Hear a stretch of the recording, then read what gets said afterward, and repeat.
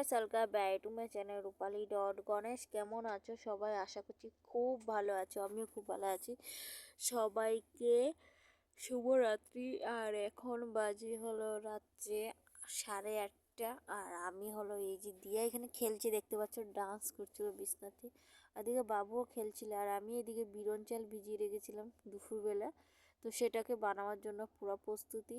আর এদিকে কড়াই বসিয়ে দিয়েছি, কড়াইটা এখানে কালো হয়ে গিয়েছে, আমি যেরকম কালো হয়েছি কড়াইও কালো। তারপর তেল গরম করে এই যে দিয়ে দিলাম বিরন চালগুলি। আর রাতে বিরন চাল খাবো, বিরন ভাত বানাবো আর কি। বড় মশাই বলে গিয়েছে বিরন ভাত বানাতে, তো বিরন ভাত বানাবো। আর যেহেতু বিরন ভাতটা বানাতে তো এরকম মানে বানাতে হয়, তো সেভাবে বানালাম। তো বড় মশাই বলে দিল আমাকে একটু তেল বেশি দিতে লাগবে। তো আচ্ছা, আমি বললাম আচ্ছা ঠিক আছে, তেল তো বেশি দিব। তো যাই হোক, এখানে বিরন ভাতটা মোটামুটি হয়ে গিয়েছে। তারপর পোড়া হওয়ার পরে নামিয়ে নিয়েছিলাম।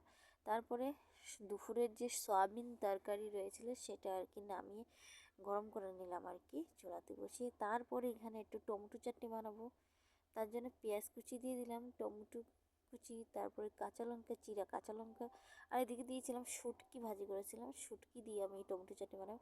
তারপরে এদিকে দিয়া একটু কান্না করছো, তাকে নিয়ে একটু কোলে নিয়ে নিয়ে আমি একটু রেখেছিলাম। আর এই যে দিয়া এখানে কান্না করছে, কান্না বলতে এমনি হাসি খুশি, মানে কোলে উঠবার জন্য একটু। তারপর এখানে রান্না কমপ্লিট, ভাত খাওয়া হয়ে যাচ্ছে, বাবুকে খাইছি। কেমন লাগলো?